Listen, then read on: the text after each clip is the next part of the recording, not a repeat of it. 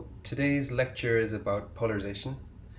And polarization is a property of light that, when taken into consideration, can tell you more about your astronomical object than you would know if you were just taking into account just the brightness alone. So this, I think, is particularly useful in radio astronomy because we tend to deal with things more in terms of waves instead of, say, photons. And I think it makes it a little bit easier for us to kind of approach polarization as a concept, but also in terms of the way that we build our receivers. So polarization as an observational technique, it can be a little bit daunting. And so my goal in this lecture is to explain in very kind of easy to understand ways the properties of polarization, some stuff about electromagnetic waves, and hopefully you learn something interesting about polarization, and you want to use it in your observations because it really can give you a competitive edge in astronomy. So before really kicking off into polarization, I want to kind of do a brief recap of what is an electromagnetic wave. And the reason for this actually is I remember the first time I tried teaching about polarization. And I was, of course, went to the source of all knowledge, which is Wikipedia. And I'm reading this stuff about polarization, and it's always talking about electromagnetic waves. And I was thinking, like, hey, I don't really fully understand on like a deep personal level what is an EM wave.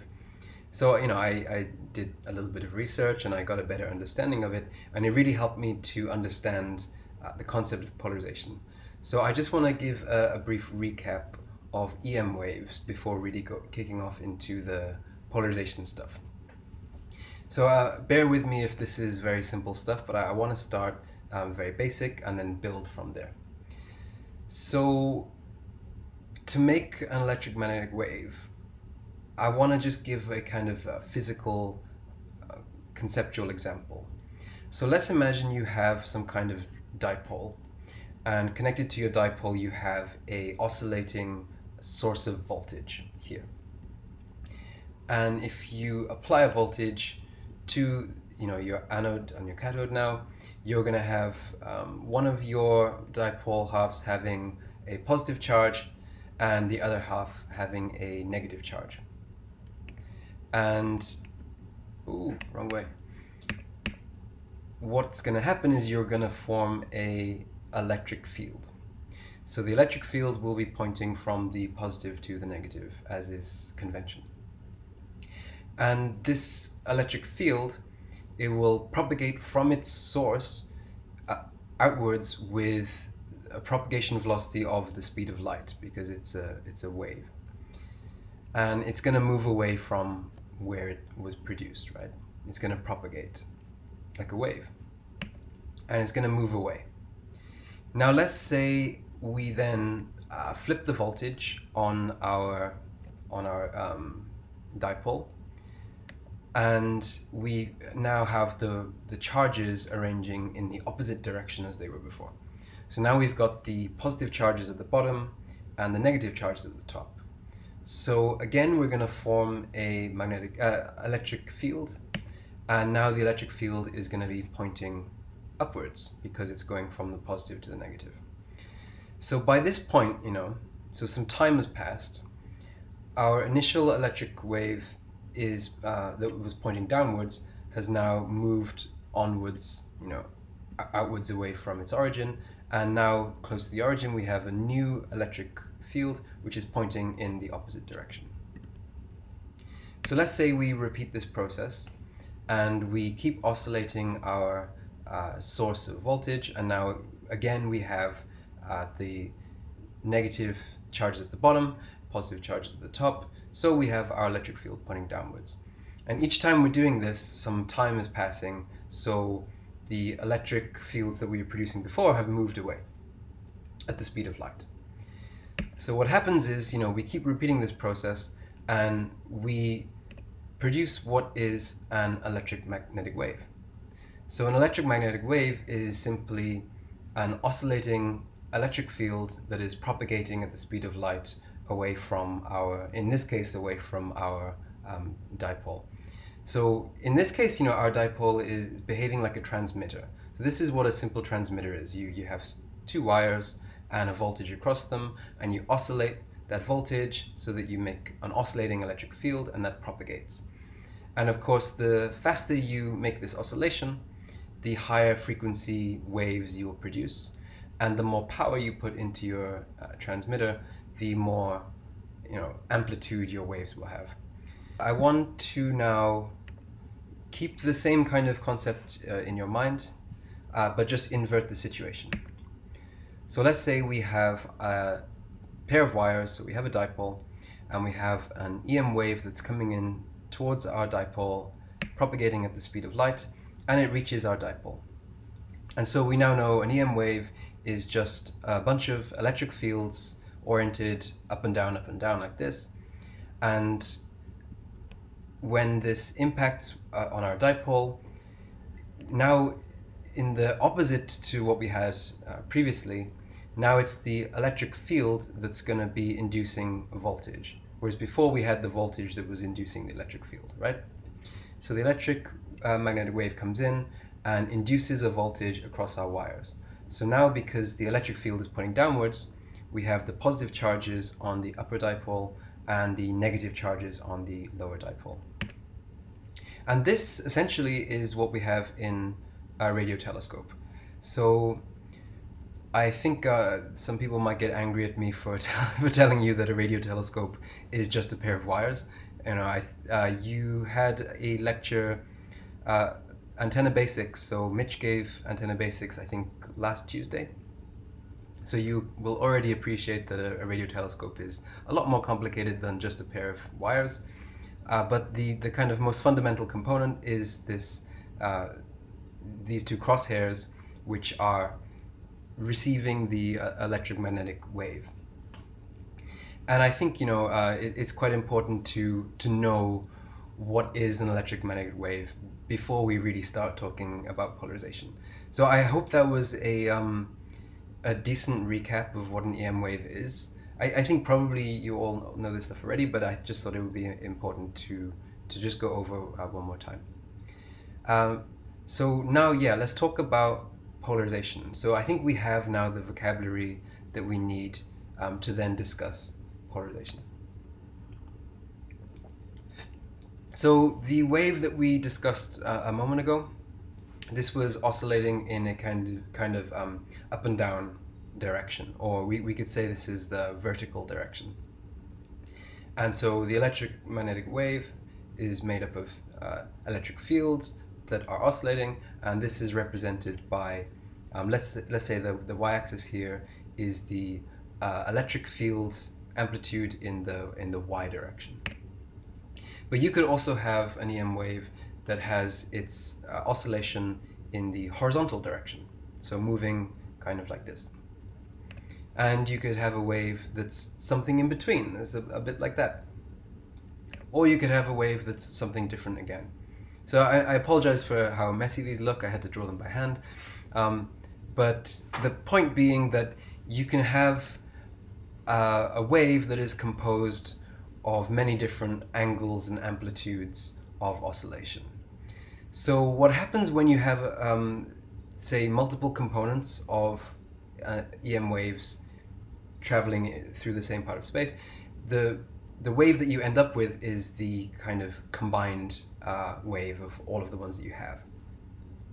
So if there's no dominance on, say, waves that are oscillating vertically or waves that are oscillating some diagonally or something like that, when there's no preferential order, this is when we say the wave is unpolarized.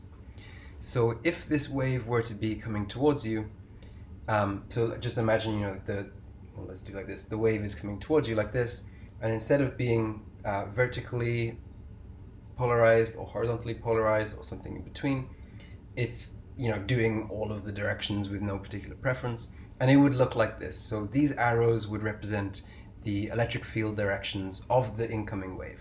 Okay? So this would be the case for an unpolarized wave. Now you can have plane polarized waves. This is one kind of polarization. So in a plane polarized wave, you have oscillations that have one preferred direction. So in this picture here, this is, say, like vertical polarization. And again, I just want to use these little figures here. Imagine the wave is coming towards you, and in an unpolarized wave is going to be messy all like that, and the electric field can be in any particular direction with no preference. And in the case of plane polarized waves, is going to be only going in like one direction or one plane. So both directions of one plane. And with that, then you can imagine that there might not just be the vertical waves, but you can have other directions. So if we go back to our idea of this transmitter can only produce waves that will be oscillating in this case in the plane of the page. So we can imagine this is, say, like a vertical, so it would be doing like this. And one transmitter or one dipole can only really produce waves in one plane, like that. But we can rotate this transmitter such that we can produce waves that are now oscillating in the horizontal direction. So again, using this kind of visualization, if you imagine this wave is coming towards you and these arrows represent the electric field direction, now our transmitter, because we turned it by 90 degrees, is now producing waves that are oscillating in the horizontal direction. So in terms of linear polarization, and this is, we just mentioned a second ago, this is plane polarized waves. The two kind of main ways of describing these, that we're going to be using these terms a lot, so I want to introduce them, is vertical polarization and horizontal polarization. And sometimes people will call these like X and Y or V and H. It means the same thing, but the point is it's a linear polarization in one plane, and these two planes will have 90 degrees between each other. So they're orthogonal. And any kind of wave that you have then that is a combination of these, you can, let's say you have like a wave that is oscillating in a diagonal direction like this. You can work out what are the components of that wave, so how much that wave is oscillating in the vertical direction and how much it's oscillating in the horizontal direction. So you can decompose a wave into its y components and its x components. And the angle at which that wave is oscillating can be described or calculated in terms of its x and its y components. So you can calculate the position angle of this wave. So we've been using this visualization, right? So this is the field direction, the electric field direction of the wave coming towards you. Wait, my camera's opposite. Hold on, this is really hard. This way, okay? So the wave is coming towards you like this now, and we can work out this position angle by comparing the contributions or the amount the wave is oscillating in the x direction and the y direction, or the horizontal direction and the vertical direction. And we just take the arctan of that ratio to get the position angle. Okay, so I want you to take a minute to discuss between yourselves, just again to test your understanding, test your own understanding, test your colleagues' understanding, just to get these ideas fresh in your mind and also active in your mind. So the questions I want you to discuss with your colleagues for a minute or so is, what is an EM wave? And I left this picture up here for you to have some inspiration. Then what is unpolarized light? Waves, light, we'll be using those terms interchangeably. So what is an unpolarized wave or unpolarized light? Then what is vertical polarization and what is horizontal polarization? So take a minute or so, discuss with your colleagues, and the other instructors will be around if you want to discuss with them as well. So yeah, if someone could pause the video now and then unpause when you've had a satisfactory discussion.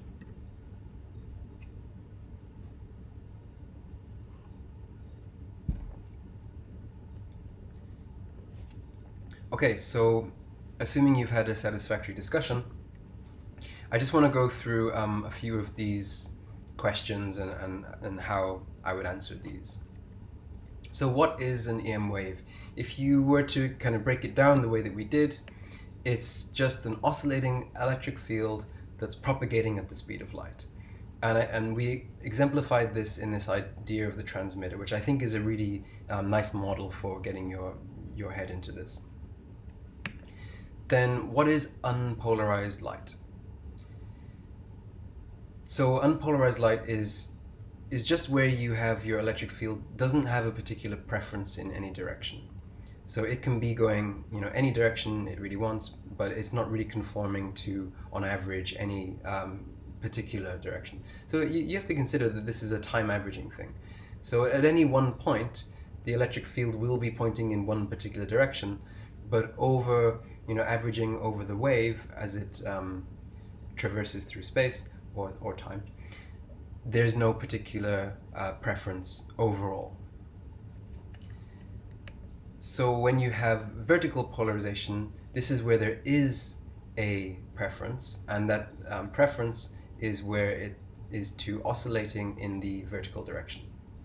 And yeah, following from that, a horizontally polarized wave, or what is horizontal polarization, is when you have a wave that whose preferential or most dominant direction of oscillation is in the horizontal plane, or like if you want to say x and y, then vertical is y and horizontal is x. So I think those concepts, these are basic concepts which probably you already knew, but I thought they were just important to go over, because we'll be using this understanding as we go forward, and it'll be useful in other lectures as well. I should just point out before we go on, we're not really mentioning at all the magnetic field component of the electromagnetic wave, and this is really just because we're taking we're talking in terms of radio astronomy, where we're talking about dipole antennas and stuff like this. So I'm gonna neglect the magnetic field stuff because I just want you to kind of concentrate on the E part of the EM, the electric field. So in this example, the wave components are oscillating in X and Y direction, and as you can see in this image here, if we were to take I think you can see my cursor, if we can take the Y component and take the X component, and when we're comparing these, they're in phase, right? So you can see quite simply, like, this is half of a phase for the component in the y-axis, and this is half of a phase in the component in the x-axis, and they reach the nodes at the same time. So then you have your peak and your peak. This is like 3/4 way through a wave, and they're peaking at the same time, and then they resolve at the next node at the same time again. So these two waves are in phase. And I mentioned before, but I'll emphasize it again, any wave can be decomposed into an X component and a Y component. And similarly, if you were to take it the other way, say you have an X directed wave and a Y directed wave, your overall wave will be the combination of these two. So when you're adding two waves and they're in phase, your third wave will be, again, it'll look similar to this, it'll be a sine wave with some angle, position angle, depending on the dominance of the horizontal or the vertical wave components. So I want now to mess with this idea a little bit and consider when you have these two components, but there's a phase difference between them. So this is what gives rise to circular polarization. And this figure is, I think it's a brilliant figure to go through. And so that's what I want to do here now. So we mentioned that when you have two waves, like an x component and a y component, the overall wave will be the sum of those two waves. So if we were to go through this wave, through its propagation direction, and decide where is the sum, where is the electric field pointing, where's the sum of the electric field pointing at each point. So if we start, let's say we're starting here at we'll call this time 0, and we'll say propagation is going this way. So at time 0, the y component of the electric field, which is this blue line, is at full power, right? It's at its peak here. And the green component, which is the x component, is at 0. So our combined electric field direction, combining those two waves, you're combining nothing with something, so is clearly dominated by the something, right? Then what do we have? This is 1/2, so 90 degrees later, so half a pi later, right? That's 1 pi. That's half a pi. Okay, so quarter of a pi later, so 90 degrees later. Now the vertical component is contributing 0 to our overall wave, and the horizontal component is contributing, at its peak. So we can think of this as say 1 and 0. And so the contribution from vertical is 0, and the contribution from horizontal is 1. So now our combined wave is going to be pointing fully in the vertical direction, horizontal direction. So we start in the vertical direction. After 90 degrees, we're now at the horizontal direction. Then let's take it another 90 degrees. So now we're halfway through the original wave. Again, our horizontal component is gone to 0, and our vertical component now is peaking, but it's peaking in the negative direction, so the negative vertical direction. So our overall wave now is pointing in, so our overall electric field is pointing in the downward direction. And then we can go through this over and over and over again, but I think you'll get the kind of picture that the overall direction of the combined electric field is gradually twisting around like this. And the overall wave, although it has this vertical and horizontal components, it's the overall wave, so the combination of those two, when you have half of a pi phase difference, that should be, when you have a half pi wave difference, then you have a coiling electric field as it propagates in this propagation direction. So this is what we call circular polarization.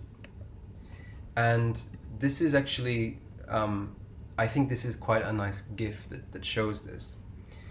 You have your electric field in the y direction and your electric field in the x direction, and then the combined field, which is represented here in black. And this arrow here represents the electric field direction. So we just went through step by step a second ago how this produces the coil, and I think this GIF shows it quite nicely. So you'll have, when we do these diagrams, you remember the unpolarized one kind of looked like this, and the vertical polarized one looked like a line like this, and the horizontal polarized one looked like this. So if the wave were coming towards you, the electric field would be going around in a circle, so we represent it with some kind of diagram like this. So yeah, I think this, if you want to discuss this in a bit more depth with the instructors, then maybe pause the video and have a bit of a chat. But if you're okay with this, which I think based on the background that we've already given, I think this is a not so crazy step to go to. I think you'd probably be okay now with the concept of circular polarization. Okay, so just like in the case that we had vertical polarization, and orthogonal to that we had horizontal polarization. In the case of circular, we can have left-hand circular polarization and right-hand circular polarization. So if you look closely at the green lines in the circular polarized light, you see that they're in opposite phases to each other. So in the one case, the electric field direction will lead around this way in the right-hand case, and in the left-hand case, it's going to lead around the other way. You're going to always have, orthogonal components when you have waves, because like the combined wave is always the combined of the orthogonal components. Okay. The thing I really just want to emphasize here is, you have the vertical and horizontal.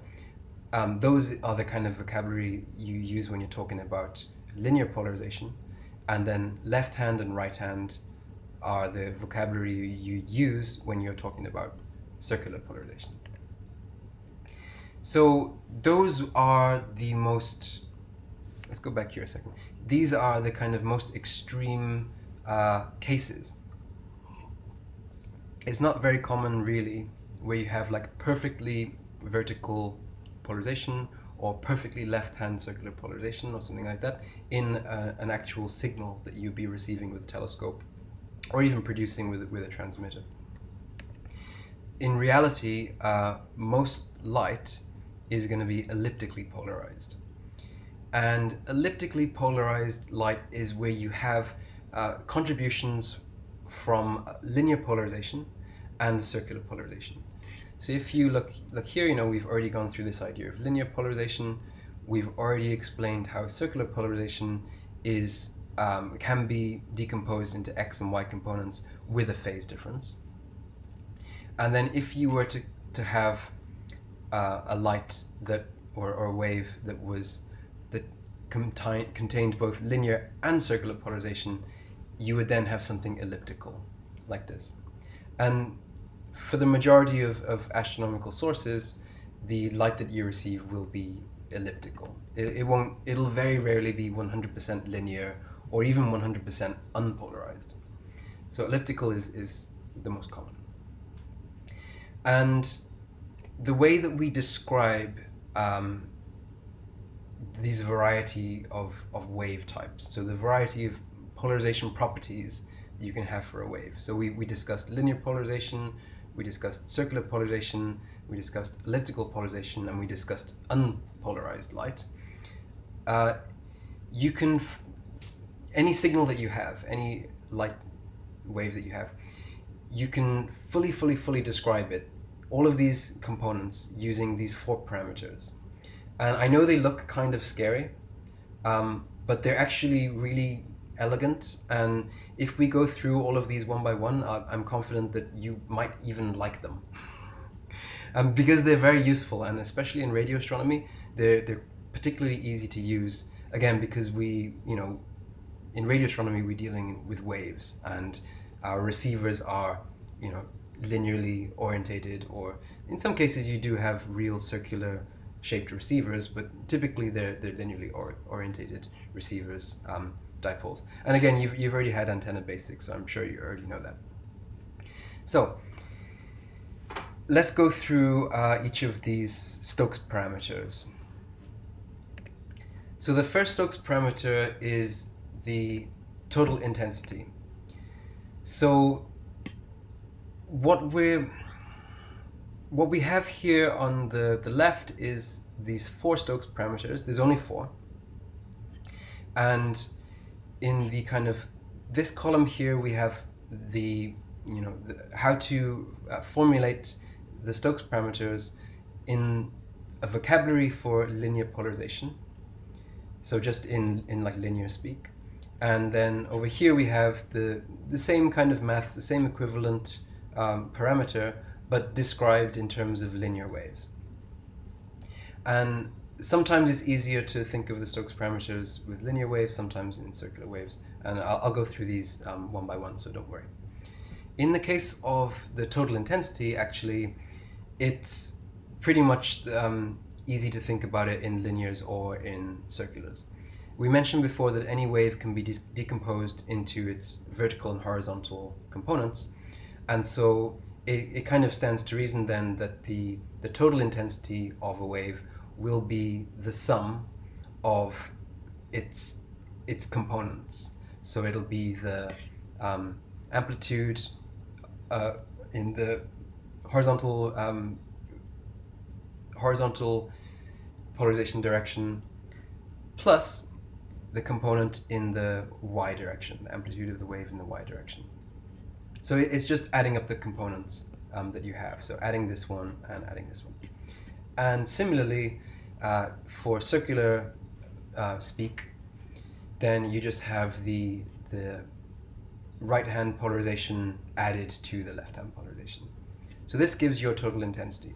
And I would say probably the majority of radio astronomy people mostly care about things like the Stokes I parameter. So when you see like a moment zero map or something, or these kind of I don't really have one at hand, but it's the total intensity, the radio intensity of your astronomical object.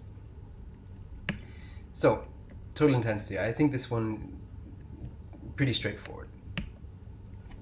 So the second one we have is the linear polarization degree. So again, I'm thinking of the wave in terms of x and y components. If you were to have a wave that was totally polarized in the horizontal direction, then this value here, so let's speak in like ones and zeros in this case.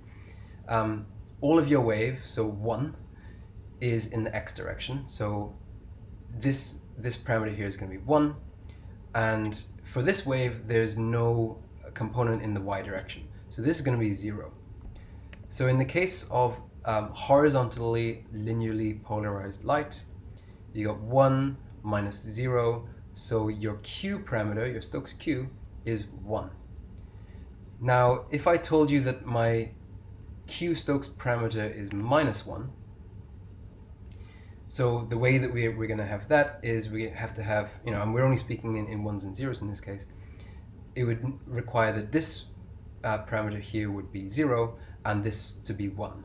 So that means we have no contribution or in the x direction, and all of our electric field oscillations are happening in the y direction. So that's this case here, right? Nothing in the x direction, everything in the y. So Q parameter of, so Stokes Q, this is the way we would normally say it. So if you say you have a Stokes Q of 1, that's a horizontally polarized wave, and a Stokes Q of minus 1 is going to be a vertically polarized wave. And then something in between will be something in between, yeah? Of course, like there's one case where the something in between is a bit messy, because let's say you have like a wave that's propagating in the 45-degree position angle. The contribution in the x direction and the contribution in the y direction will be the same. So your x minus y will be 0, right? And so you would say my linear polarization is 0. Even though your wave is plane polarized at 45 degrees. So we need another parameter, and that's where the Stokes U parameter comes in. So the Stokes U parameter tells you the position angle, or the the polarization angle. So if you think of again this kind of wave that's coming towards you with its x and y components, we can work out what is the position angle, and I think we already had this on a slide earlier, just by comparing the amount of wave that's in the x and y directions and taking the arctan of that, and that gives you the position angle. So now we can see that in the case where we have a 45 degree, even though our Q parameter is not giving us anything useful, we can now we'll have something in the U parameter that's going to tell us about the polarization angle itself.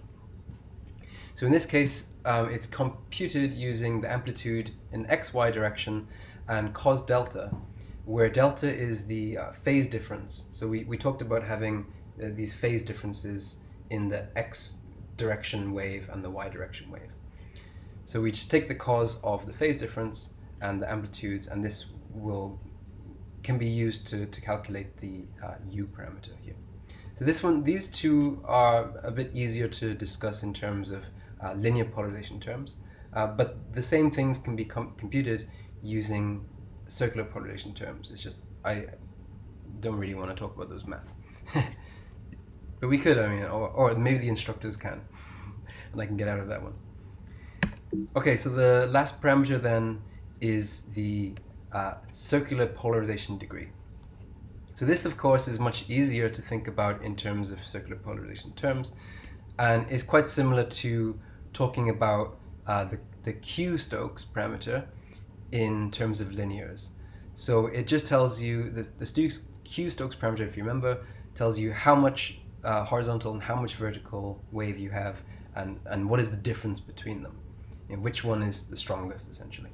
And in the case of the Stokes V parameter, you have the right-hand circular polarization and the left-hand circular polarization, and the parameter is determined by what is the difference between them. So in the case that you have all of your wave like 100% circularly right-hand polarized, then this is going to be 1 and this is going to be 0. So in the case of we call it RCP, right-hand circularly polarized. So a fully RCP wave will have a Stokes V of 1, and a fully left circularly polarized wave will give you a Stokes parameter of -1, right? Because this is 0 and this is 1, so you end up with -1. So I think you can appreciate now that if you have any wave, elliptically polarized wave, totally vertically polarized, some combination of something else or whatever, you can fully describe that wave and its state of polarization using just these 4 parameters. And even if you don't care about how polarized it is and all this kind of stuff, you still need the Stokes I to describe the total intensity of the wave. So you can run, but you can't hide. Stokes parameters will find you eventually. So you might as well make friends with them. Okay, so I want you to take another minute to discuss the topics this time. What is unpolarized light? What are the 2 linear polarization components? What is circular polarization? What is elliptical polarization? And what is the purpose of the Stokes parameters? So I don't want you to describe all of the the math and stuff of the Stokes parameters, but I want you to give your impression of what is the purpose of them. Why do we care about the Stokes parameters? What do we use them for? So yeah, if someone can pause the video for a bit and have you guys have a chat, and then come back. I won't go through the answers this time, so I'm going to leave the discussion up to the instructors. Okay.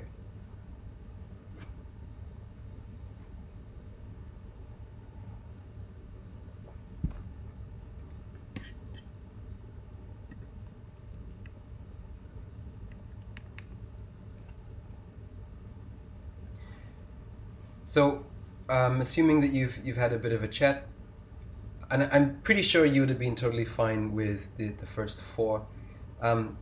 Just to make sure on the 5th one though, the answer really is the Stokes parameters. The purpose of them is just a vocabulary for describing the polarization properties of light, and that's it. You can use them in math, you can use them in machines and correlators and all this kind of stuff, but the purpose of them is to describe as completely as possible light and its polarization properties. Okay, so I want to go to I want to give you a feeling of I mentioned how you can't really escape from Stokes parameters. You can't really escape from polarization either, because it's everywhere in nature. And I want to give a few illustrative examples of this. And I remember when I was looking into this, it was really fascinating, and there's a load of weird stuff in nature that is involved with polarization, and in human history as well, actually. So one that you might know from, I'm wondering where you might know it from. I think if anyone's got polarized sunglasses or something, you might have seen this one. So whenever light reflects off something, typically there'll be a component of that light. So this is great. So you see here, this is this diagram we were using earlier, where there's no preferential direction of the electric field in the EM wave, and it's coming from the sun, hitting the surface of the ocean, and there will be a component of this wave that is absorbed as it impacts the surface, and there'll be a component of the wave that's not absorbed, and that is reflected. So in the case of sunlight bouncing off the ocean, the horizontally polarized light reflects and the vertically polarized light gets absorbed. So what you're seeing on a light reflection is a horizontally polarized light. And this is actually utilized by people doing fishing because they get these Polaroid glasses which has a filter on them, and the filter only lets through one particular direction of light. So if you have light that's bouncing off the surface, right? It's the sky reflecting off the surface. So this blue stuff on the left here, this is actually the reflection of the sky, right? You can see there's shadows and stuff. These are maybe trees in the background or whatever. But this is light from the sky that's bouncing off the surface. If you don't want that and you want to cut it out, then if you wear some sunglasses that have a Polaroid film that only lets through vertical light, and it cuts out the horizontally polarized light, you can cut this out. What you're left with is the light that's coming from under the surface of the water, and that's not light that's coming from the reflection on the surface. The light is coming from under the surface, so that's not polarized. So that light, the vertical component, the horizontally polarized component of that light can get through your Polaroid glasses, and so you can see it. So you can see the bottom of what's under the water, and you can selectively cut out the surface reflection. So this is used in fishing, probably in some other cases, but I think the most well-known one is like river fishing, sea fishing, stuff like that.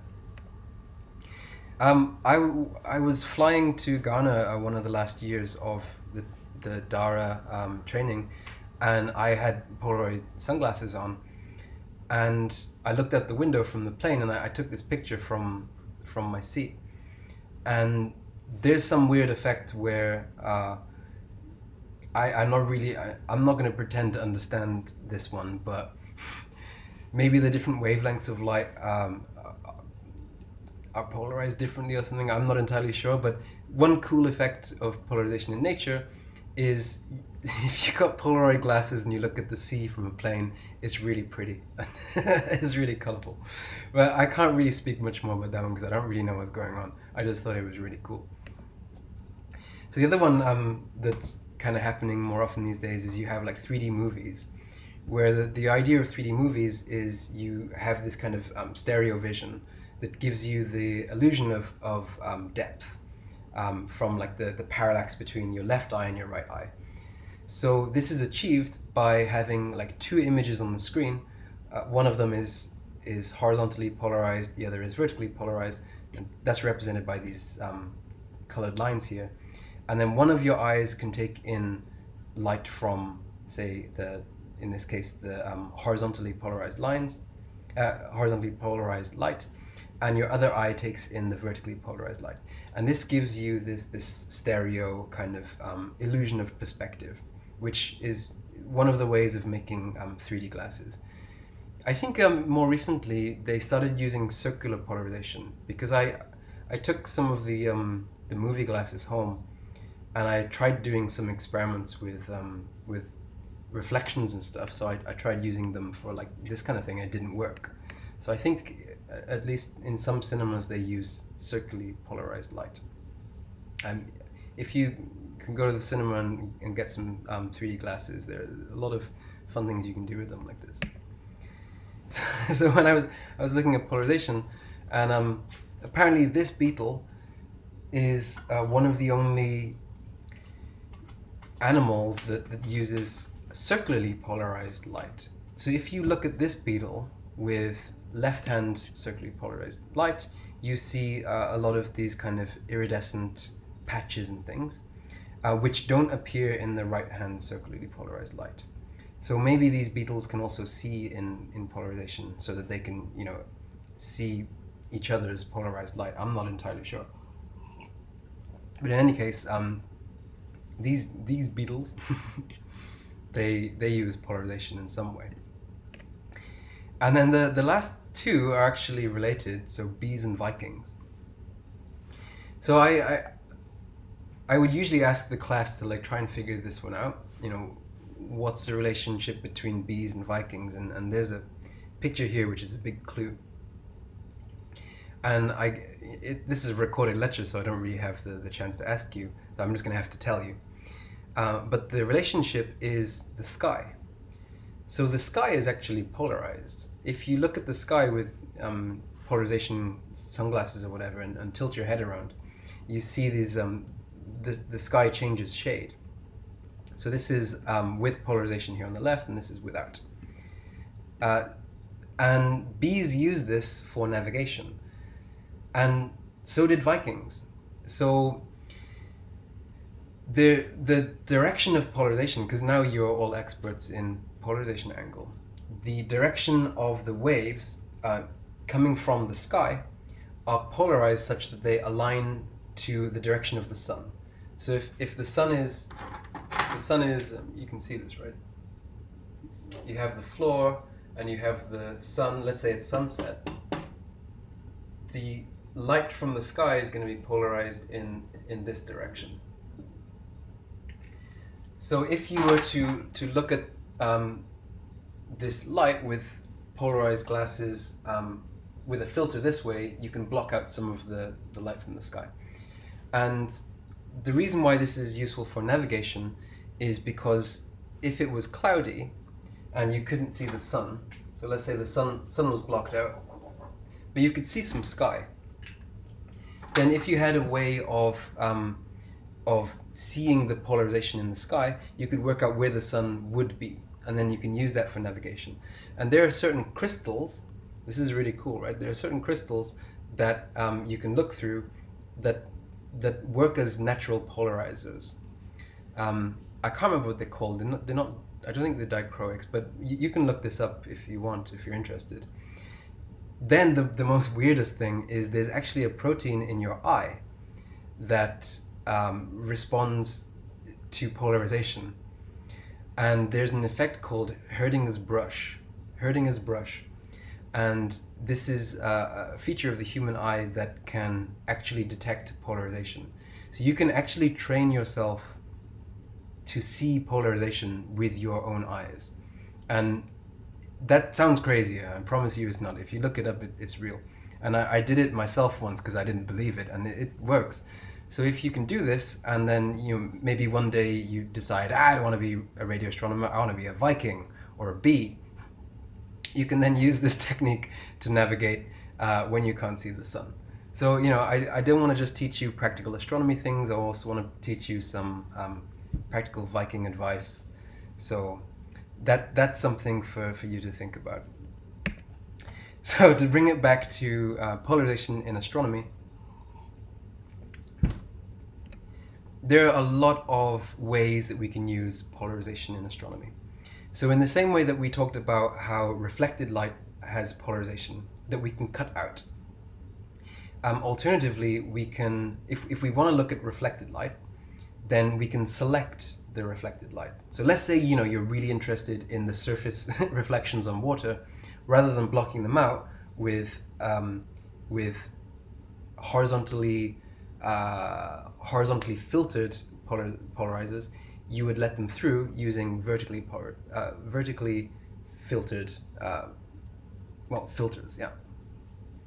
In the same way that if you wanted to look at reflections in space, you would choose polarizations that would allow you to receive light from reflected light. So in the case of this image here on the right, what this is actually is a protostar surrounded by a disk of dust. And the light from the protostar is really bright. typically, if you were to look at the Stokes eye image of this, so the total intensity image, it would be way, way, way, way, way too bright for you to see any of this disk around it, because it would just outshine it. In the same way that you can't see the stars in the daytime, right? If the sun wasn't there, you'd see it. You'd see the stars. So if you wanted to block out the light from the sun, or the light from the star in this case, which is unpolarized, then you can choose to look only in polarized light. So then you only see reflections, okay? So in this case, what you're seeing is, this is light that's reflecting off dust around the protostar, and then after reflecting off the dust is coming towards you, and you can observe it by selecting to observe only in polarized light. So then we essentially make the sun or the protostar dark and concentrate or focus on the reflections. So then we can start to see these things. And this is how in some cases you can discover things like exoplanets or proto-exoplanets. But this is used a lot for studying disks in towards the more optical infrared regime in astronomy. I think probably, at least in radio astronomy, the most popular use for polarization would be studying magnetic fields. And this is a little bit similar to the idea of Polaroids and a little bit similar to reflections. But if you have a magnetic field, your molecules are going to align to that magnetic field. And when in a cloud of molecules, if there's no preferential alignment, so they're all pointing random directions, each molecule is going to produce one wave. And if there's no preferential direction in the ensemble of molecules, then there's going to be no preferential direction in the waves that come out of that gas. But if you can align all of those molecules in some way, and then each of them is producing a wave, those waves will then have some preferential polarization direction.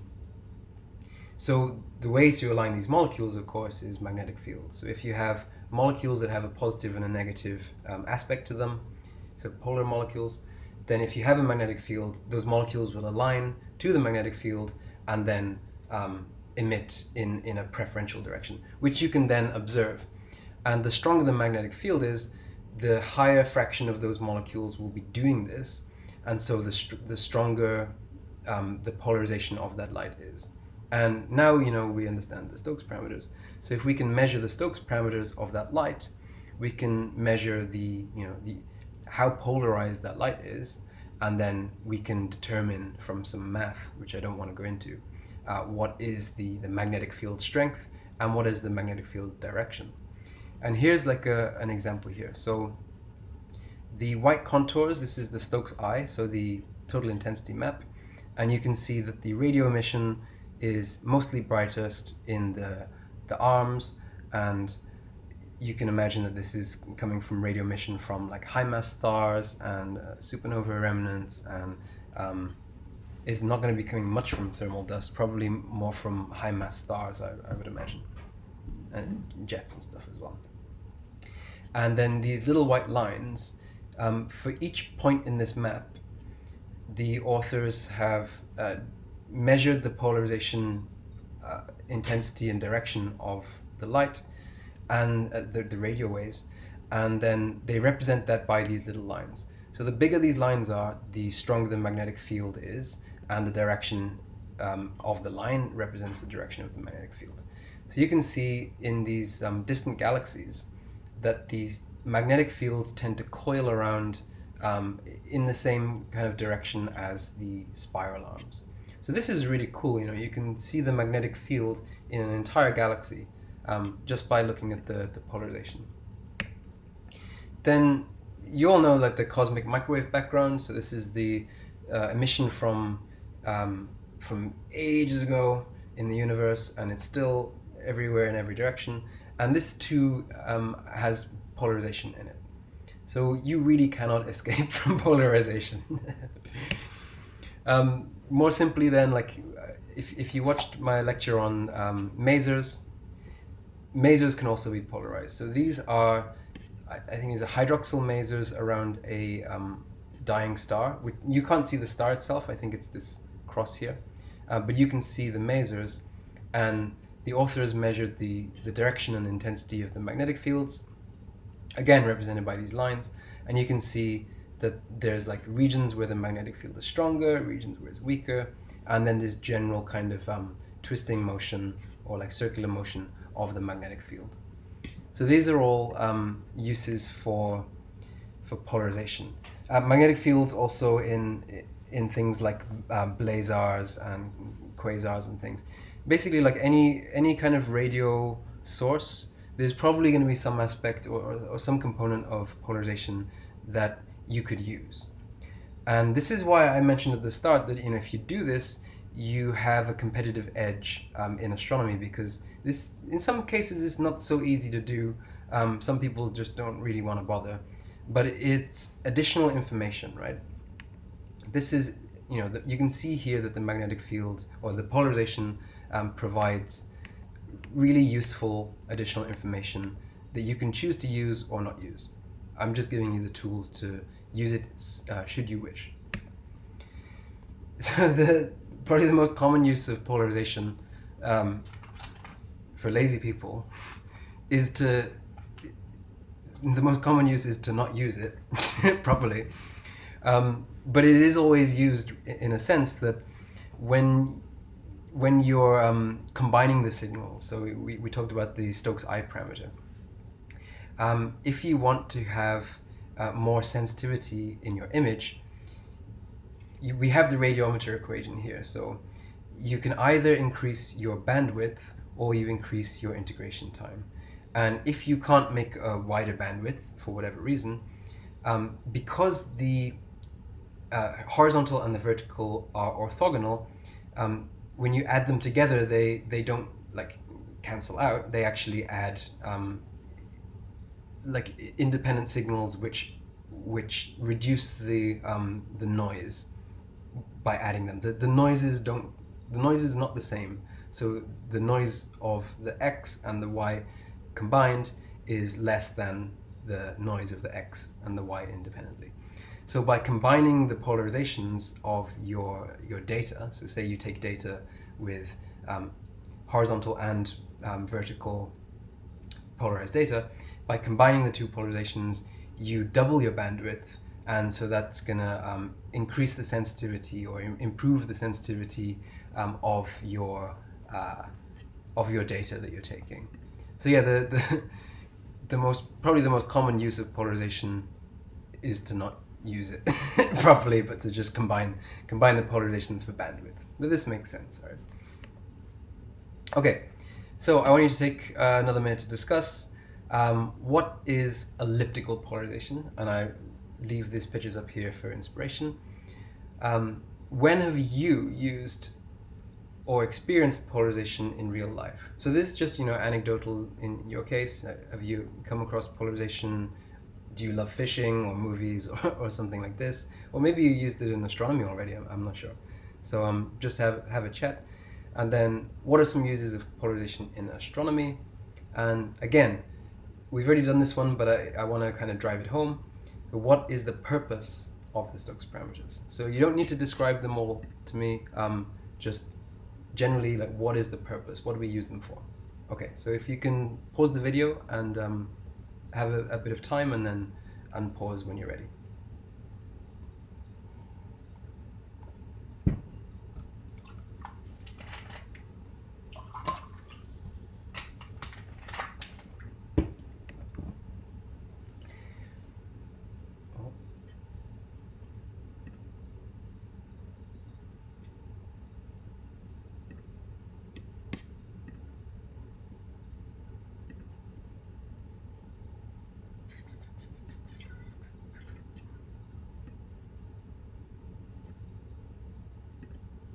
Okay, so the last topic now is how we measure polarization in radio astronomy. And this is actually quite nice. So we're quite lucky in radio astronomy. Oh, hold on, let me just make this stand up. We're quite lucky in radio astronomy that we get a lot of this stuff for free just because of the way that we built the receivers. So I'm not going to repeat everything that Mitch said about the antenna basics and stuff. But the important thing to note is we measure orthogonal polarizations in our feed. So typically these will be horizontal and vertical, and we'll typically, not in all cases, but we might polarize these. So basically convert them from linearly polarized to left-hand and right-hand circularly polarized waves. The reasons for this generally are stuff to do with if you have two telescopes observing the same source, depending on where the telescopes are, the source position angle on the sky is going to be different. And so this is going to mess with, it's called the electric vector position angle, which we discussed actually. It's the U parameter here, the polarization angle. The polarization angle will be different depending on your position of your antenna, and that's just a pain to deal with. So if we deal with things in circular polarization, when we're doing interferometry particularly, it just makes life a little bit easier. So yeah,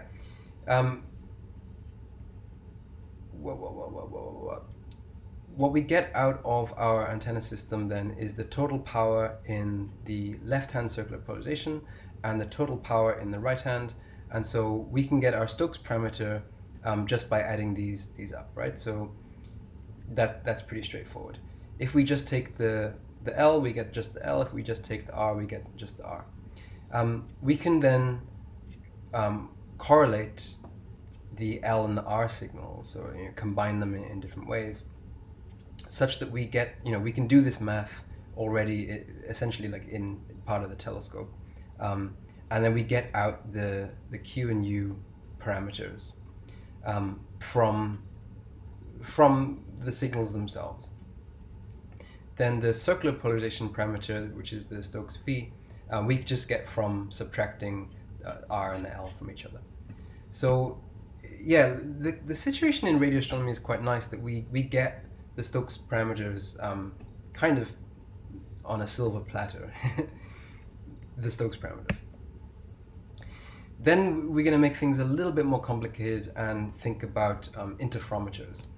So we just mentioned how we make the R and the LCP for one telescope. So imagine you have one telescope with the RCP and an LCP, and another telescope, which you know very well, also with the RCP and an LCP. So we say R1, L1, R2, L2. And we can correlate the R with the R, correlated is X here, and that gives you RR. And then L with the L, and that gives you LL. And then R and L, L and R, which gives you R and L, L and R. So this is what happens in a correlator. And someone else will be giving a lecture on interferometry and VLBI, so I'm not going to go into detail here. I just want to mention that the RR and the LL, we call these direct or parallel correlations, and they will typically be very strong because the signal coming from the object should look pretty similar for both telescopes, otherwise they're not looking at the same object. So the direct or parallel correlations should be quite strong. The RL and the LR, we call these cross polarizations or cross-hand correlations, because it's correlating one with the opposite in the other.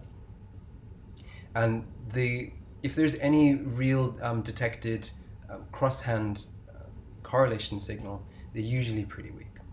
I think this will probably be discussed in more in depth by somebody else.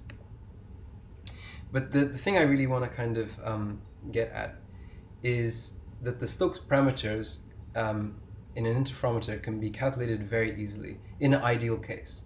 So what we get out of the correlator, these are called correlator responses. So you have like R, X, X, so you can put in like vertical, horizontal, or left and right, or whatever you want here. But these correlator outputs, so this is your correlator here. These correlator outputs can be used pretty much directly to estimate the Stokes parameters. So yeah, interferometers are actually really effective at measuring the polarization properties of a signal. The issue is that things are not always that nice. So I'm not going to go into polarization interferometry data reduction here. It's one of my favorite things, but it's really a whole topic in itself. Basically, this situation in these maths here is the ideal case. Things are a little bit messier in reality. But generally speaking, the correlator outputs we gets you most of the way to working out the Stokes parameters, which then tells you, the polarization properties of your wave in full. It's hard in VLBI. It's not so hard. So if you do this with like a single dish, you can get the Stokes I, Stokes Q, Stokes U, Stokes V pretty reliably for a single dish. It just becomes a bit more complicated when you're trying to do this in interferometry, especially if the telescopes are very far apart. Okay, that basically comes to the end of this lecture.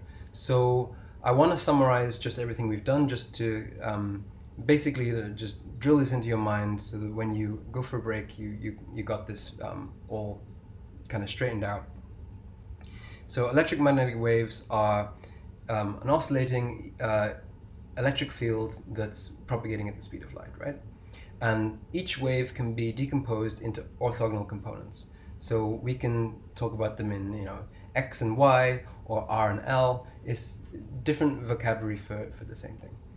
The linear polarizations can be horizontal and vertical with some position angle, and when the two components are out of phase, so if your horizontal and your vertical components are out of phase by half a pi, it's a quarter of a pi. Is a quarter of a wave, yeah. Then you end up with circular polarization, and this is a special case of polarization. So then, the realistic case in astronomy is that your signal is going to be elliptically polarized. So that's when you have a mixture of linear polarization and circular polarization, and that can be a little bit confusing because you have linear, you have polarization angle, you have circular. Don't worry, because Stokes parameters come to the rescue. If you know the Stokes parameters, you can fully describe the polarization properties of a signal. And in radio telescopes, that's quite nice because the correlator gives us the Stokes parameters with a bit of mess, but most of the way there.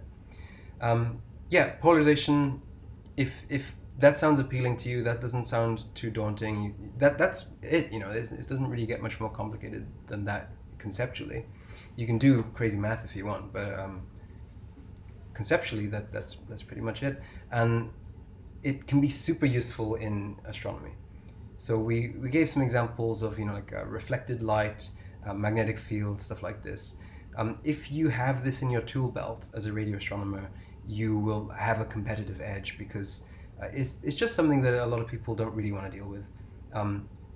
It really tells you additional information. I think it's kind of everyone's duty to use this, because it's in the data. It's information that's in the data, and if you're a good astronomer, you use everything you've got. So yeah, I hope you enjoyed this. I hope you learned something interesting. Hopefully I'll be around for a question and answer session on this. If not, yeah, the other instructors, I'm sure they're very versed in this, and they can answer your questions as well. Okay, so thanks for that, and have a nice break.